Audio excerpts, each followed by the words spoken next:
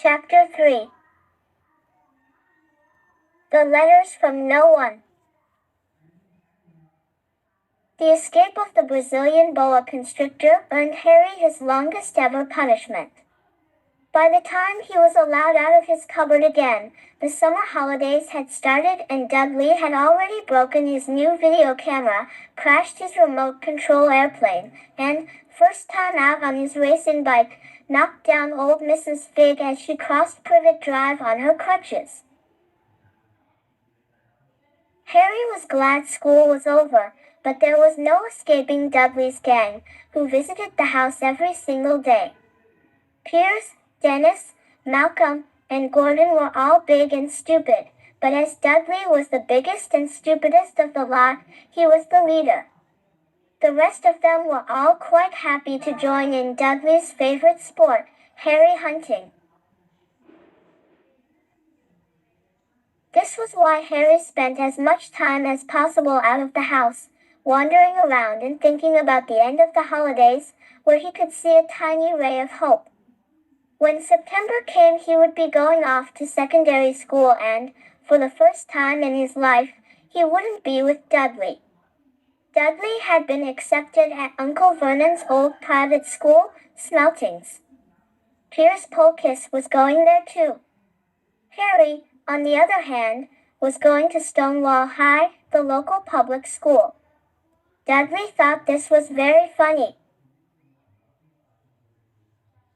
They stuffed people's heads down the toilet the first day at Stonewall, he told Harry. Want to come upstairs and practice? No, thanks, said Harry. The poor toilets never had anything as horrible as your head down it. It might be sick. Then he ran, before Dudley could work out what he'd said. One day in July, Aunt Petunia took Dudley to London to buy his Smeltings uniform, leaving Harry at Mrs. Fig's. Mrs. Fig wasn't as bad as usual. It turned out she'd broken her leg tripping over one of her cats. 24. And she didn't seem quite as fond of them as before. She let Harry watch television and gave him a bit of chocolate cake that tasted as though she'd had it for several years. That evening, Dudley paraded around the living room for the family in his brand new uniform. Smeltings boys wore maroon tailcoats, orange knickerbockers, and flat straw hats called boaters. They also carried knobless sticks, used for hitting each other while the teachers weren't looking. This was supposed to be good training for later life. As he looked at Dudley in his new knickerbockers, Uncle Vernon said gruffly that it was the proudest moment of his life. Aunt Petunia burst into tears and said she couldn't believe it was her Ickle Dudleykins. He looked so handsome and grown up. Harry didn't trust himself to speak. He thought two of his ribs might already have cracked from trying not to laugh. There was a horrible smell in the kitchen the next morning when Harry went in for breakfast. It seemed to be coming from a large metal tub in the sink. He went to have a look. The tub was full of what looked like dirty rags swimming in gray water. What's this? He asked Aunt Petunia. Her lips tightened as they always did if he dared to ask a question. Your new school uniform, she said. Harry looked in the bowl again. Oh, he said, I didn't realize it had to be so wet. Don't be stupid, snapped Aunt Petunia. I'm dyeing some of Dudley's old things gray for you. It'll look just like everyone else's when I've finished. Harry seriously doubted this, but thought it best not to argue. He sat down at the table and tried not to think about how he was going to look on his first day at Stonewall High, like he was wearing bits of old elephant skin, probably. Dudley and Uncle Vernon came in, both with wrinkled noses because of the smell from Harry's new uniform. Uncle Vernon opened his newspaper as usual and Dudley banged his smelting stick, which he carried everywhere. 25. On the table. They heard the click of the mail slot and flop of letters on the doormat. "Get the mail, Dudley," said Uncle Vernon from behind his paper. "Make Harry get it." "Get the mail, Harry." "Make Dudley get it." "Poke him with your smelting stick, Dudley." Harry dodged the smelting stick and went to get the mail. 3 things lay on the doormat: a postcard from Uncle Vernon's sister Marge, who was vacationing on the Isle of Wight, a brown envelope that looked like a bill, and a letter for Harry. Harry picked it up and stared at it, his heart twanging like a giant elastic band. No one, ever, in his whole life, had written to him. Who would? He had no friends, no other relatives. He didn't belong to the library, so he never even got rude notes asking for books back. Yet here it was, a letter, addressed so plainly there could be no mistake: Mr. H., Potter, the cupboard under the stairs, 4 Privet Drive, Little Whinging, Surrey. The envelope was thick and heavy, made of yellowish parchment, and the address was written in emerald green ink. There was no stamp. Turning the envelope over, his hand trembling, Harry saw a purple wax seal bearing a coat of arms, a lion, an eagle, a badger, and a snake surrounding a large letter H. 26. "Hurry up, boy," shouted Uncle Vernon from the kitchen. "What are you doing, checking for letter bombs?" He chuckled at his own joke. Harry went back to the kitchen, still staring at his letter. He handed Uncle Vernon the bill and the postcard, sat down, and slowly began to open the yellow envelope. Uncle Vernon ripped open the bill, snorted in disgust, and flipped over the postcard. "Marge is ill," he informed Aunt Petunia. "Ate a funny whelk." "Dad." "Dad," said Dudley suddenly. "Dad, Harry's got something." Harry was on the point of unfolding his letter, which was written on the same heavy parchment as the envelope, when it was jerked sharply out of his hand by Uncle Vernon. "That's mine," said Harry, trying to snatch it back. "Who'd be writing to you?" sneered Uncle Vernon, shaking the letter open with one hand and glancing at it. His face went from red to green faster than a set of traffic lights. And it didn't stop there. Within seconds it was the grayish-white of old porridge. "P.P. Petunia," he gasped. Dudley tried to grab the letter to read it, but Uncle Vernon held it high out of his reach. Aunt Petunia took it curiously and read the first line. For a moment it looked as though she might faint. She clutched her throat and made a choking noise. "Vernon. Oh my goodness, Vernon." They stared at each other, seeming to have forgotten that Harry and Dudley were still in the room. Dudley wasn't used to being ignored. He gave his father a sharp tap on the head with his smelting stick. "I want to read that letter," he said loudly. "Want to read it," said Harry furiously, "as it's mine." "Get out, both of you," croaked Uncle Vernon, stuffing the letter back inside its envelope. 27.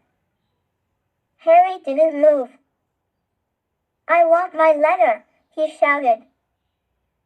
"Let me see it," demanded Dudley. "Out," roared Uncle Vernon, and he took both Harry and Dudley by the scruffs of their necks and threw them into the hall, slamming the kitchen door behind them. Harry and Dudley promptly had a furious but silent fight over who would listen at the keyhole, Dudley won, so Harry, his glasses dangling from one ear, lay flat on his stomach to listen at the crack between door and floor. Vernon, Aunt Petunia was saying in a quivering voice, "Look at the address. How could they possibly know where he sleeps? You don't think they're watching the house?" "Watching, spying, might be following us," muttered Uncle Vernon wildly. "But what should we do, Vernon? Should we write back? Tell them we don't want?" Harry could see Uncle Vernon's shiny black shoes pacing up and down the kitchen. "No," he said finally. "No, we'll ignore it. If they don't get an answer." "Yes, that's best. We won't do anything." "But I'm not having one in the house, Petunia. Didn't we swear when we took him in we'd stamp out that dangerous nonsense?" That evening when he got back from work, Uncle Vernon did something he'd never done before. He visited Harry in his cupboard. "Where's my letter?" said Harry, the moment Uncle Vernon had squeezed through the door. "Who's writing to me?" "No one. It was addressed to you by mistake," said Uncle Vernon shortly. "I have burned it." 28. "It was not a mistake," said Harry angrily. "It had my cupboard on it." "Silence!" yelled Uncle Vernon, and a couple of spiders fell from the ceiling. He took a few deep breaths and then forced his face into a smile, which looked quite painful. Yes, Harry, about this cupboard. Your aunt and I have been thinking, you're really getting a bit big for it. We think it might be nice if you moved into Dudley's second bedroom." "Why?" said Harry. "Don't ask questions," snapped his uncle. "Take this stuff upstairs, now." The Dursleys' house had 4 bedrooms, one for Uncle Vernon and Aunt Petunia, one for visitors, usually Uncle Vernon's sister, Marge, one where Dudley slept, and one where Dudley kept all the toys and things that wouldn't fit into his first bedroom. It only took Harry one trip upstairs to move everything he owned from the cupboard to this room. He sat down on the bed and stared around him. Nearly everything in here was broken. The month-old video camera was lying on top of a small, working tank Dudley had once driven over the next-door neighbor's dog. In the corner was Dudley's first-ever television set, which he'd put his foot through when his favorite program had been canceled. There was a large birdcage, which had once held a parrot that Dudley had swapped at school for a real air rifle, which was up on a shelf with the end all bent because Dudley had sat on it. Other shelves were full of books. They were the only things in the room that looked as though they'd never been touched. From downstairs came the sound of Dudley bawling at his mother, "I don't want him in there. I need that room, make him get out." Harry sighed and stretched out on the bed. Yesterday he'd have given anything to be up here. Today he'd rather be back in his cupboard with that letter than up here without it. Next morning at breakfast, everyone was rather quiet. Dudley was in shock. He'd screamed, whacked his father with his smelting stick, been sick on purpose, kicked his mother, and thrown his tortoise through the greenhouse roof, and he still didn't have his room back. Harry was 29. Thinking about this time yesterday and bitterly wishing he'd opened the letter in the hall. Uncle Vernon and Aunt Petunia kept looking at each other darkly. When the mail arrived, Uncle Vernon, who seemed to be trying to be nice to Harry, made Dudley go and get it. They heard him banging things with his smelting stick all the way down the hall. Then he shouted, "There's another one." Mr. H. Potter, the smallest bedroom, 4 Privet Drive. With a strangled cry, Uncle Vernon leapt from his seat and ran down the hall, Harry right behind him. Uncle Vernon had to wrestle Dudley to the ground to get the letter from him, which was made difficult by the fact that Harry had grabbed Uncle Vernon around the neck from behind. After a minute of confused fighting, in which everyone got hit a lot by the smelting stick, Uncle Vernon straightened up, gasping for breath, with Harry's letter clutched in his hand. "Go to your cupboard, I mean, your bedroom," he wheezed at Harry. "Dudley, go, just go." Harry walked round and round his new room. Someone knew he had moved out of his cupboard, and they seemed to know he hadn't received his first letter. Surely that meant they'd try again. And this time he'd make sure they didn't fail. He had a plan. The repaired alarm clock rang at 6 o'clock the next morning. Harry turned it off quickly and dressed silently. He mustn't wake the Dursleys. He stole downstairs without turning on any of the lights.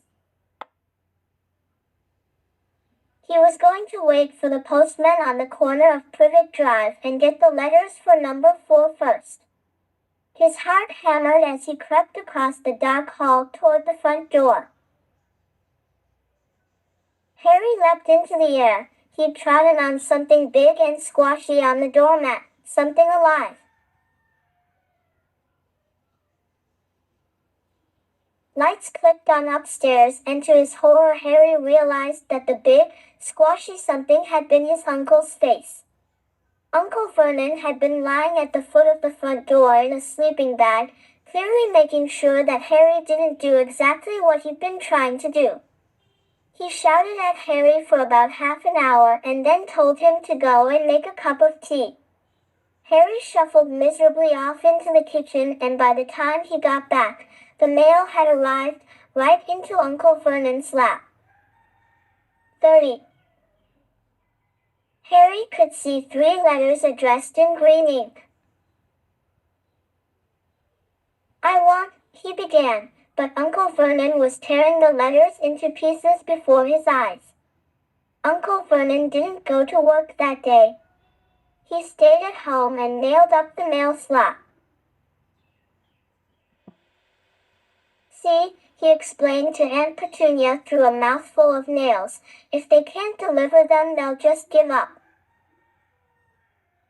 "I'm not sure that'll work, Vernon."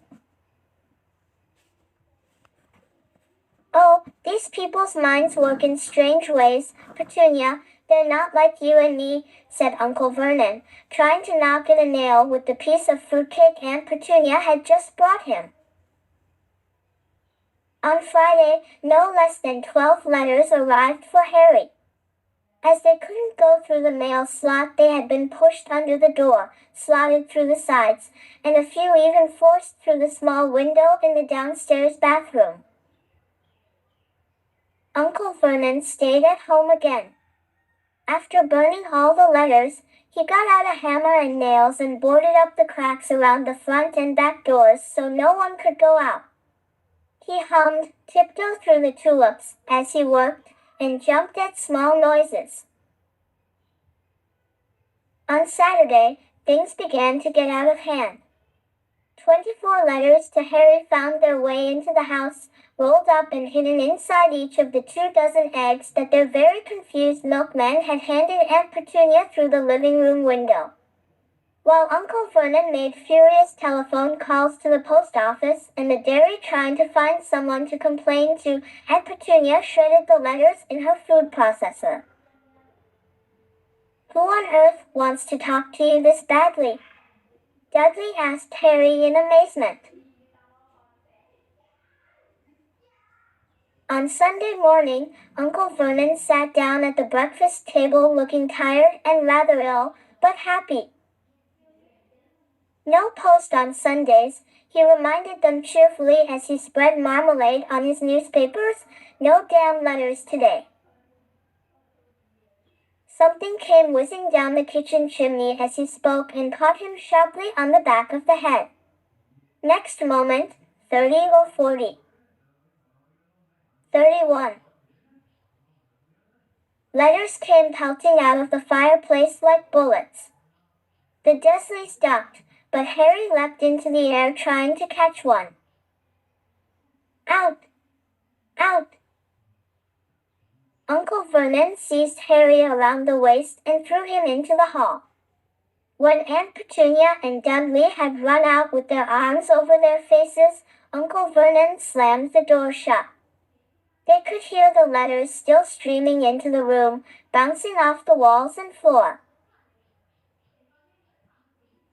That does it, said Uncle Vernon, trying to speak calmly but pulling great tufts out of his mustache at the same time. I want you all back here in 5 minutes ready to leave. We're going away. Just pack some clothes. No arguments. He looked so dangerous with half his mustache missing that no one dared argue. 10 minutes later they had wrenched their way through the boarded-up doors and were in the car, speeding toward the highway. Dudley was sniffling in the back seat. His father had hit him round the head for holding them up while he tried to pack his television, VCR, and computer in his sports bag. They drove. And they drove. Even Aunt Petunia didn't dare ask where they were going. Every now and then Uncle Vernon would take a sharp turn and drive in the opposite direction for a while. Shake 'em off, shake 'em off, he would mutter whenever he did this. They didn't stop to eat or drink all day. By nightfall Dudley was howling. He'd never had such a bad day in his life. He was hungry, he'd missed 5 television programs he'd wanted to see, and he'd never gone so long without blowing up an alien on his computer. Uncle Vernon stopped at last outside a gloomy-looking hotel on the outskirts of a big city. Dudley and Harry shared a room with twin beds and damp, musty sheets. Dudley snored, but Harry stayed awake, sitting on the windowsill, staring down at the lights of passing cars and wondering.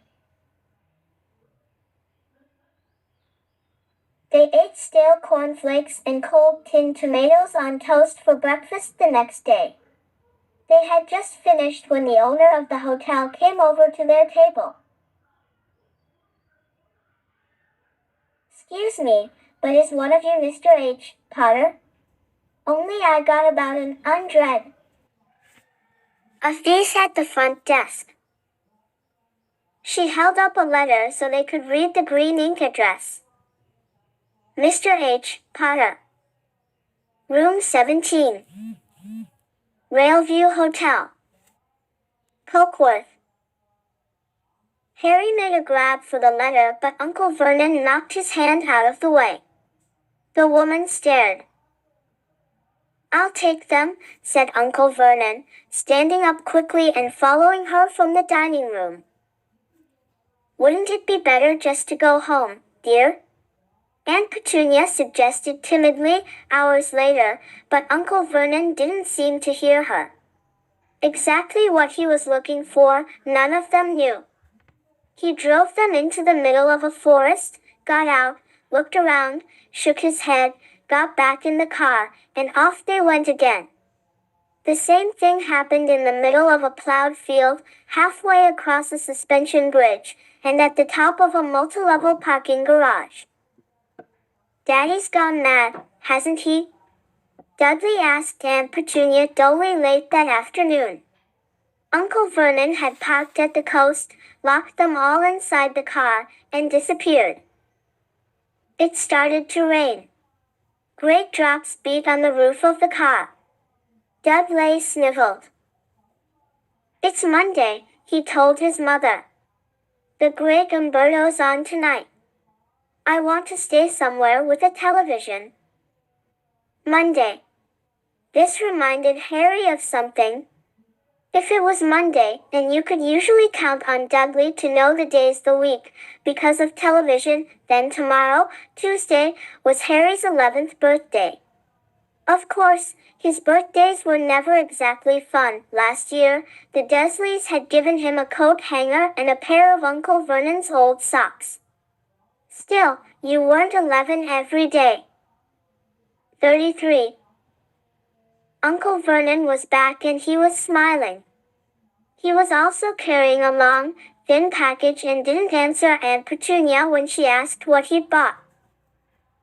Found the perfect place, he said. Come on. Everyone out. It was very cold outside the car. Uncle Vernon was pointing at what looked like a large rock way out at sea. Perched on top of the rock was the most miserable little shack you could imagine. One thing was certain, there was no television in there. Storm forecast for tonight, said Uncle Vernon gleefully, clapping his hands together. And this gentleman's kindly agreed to lend us his boat.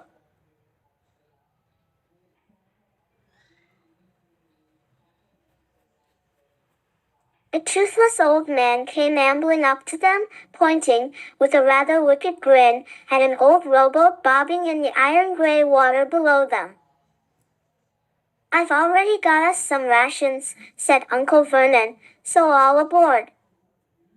It was freezing in the boat. Icy sea spray and rain crept down their necks and a chilly wind whipped their faces. After what seemed like hours, they reached the rock, where Uncle Vernon, slipping and sliding, led the way to the broken-down house. The inside was horrible. It smelled strongly of seaweed, the wind whistled through the gaps in the wooden walls, and the fireplace was damp and empty. There were only 2 rooms. Uncle Vernon's rations turned out to be a bag of chips each and 4 bananas. He tried to start a fire, but the empty chip bags just smoked and shriveled up. Could do with some of those letters now, he said cheerfully. He was in a very good mood. Obviously, he thought nobody stood a chance of reaching them here in a storm to deliver mail. Harry privately agreed, though the thought didn't cheer him up at all. As night fell, the promised storm blew up around them. Spray from the high waves splattered the walls of the hut and a fierce wind rattled the filthy windows. Aunt Petunia found a few moldy blankets in the second. 34. room and made up a bed for Dudley on the moth-eaten sofa. She and Uncle Vernon went off to the lumpy bed next door, and Harry was left to find the softest bit of floor he could and to curl up under the thinnest, most ragged blanket. The storm raged more and more ferociously as the night went on. Harry couldn't sleep.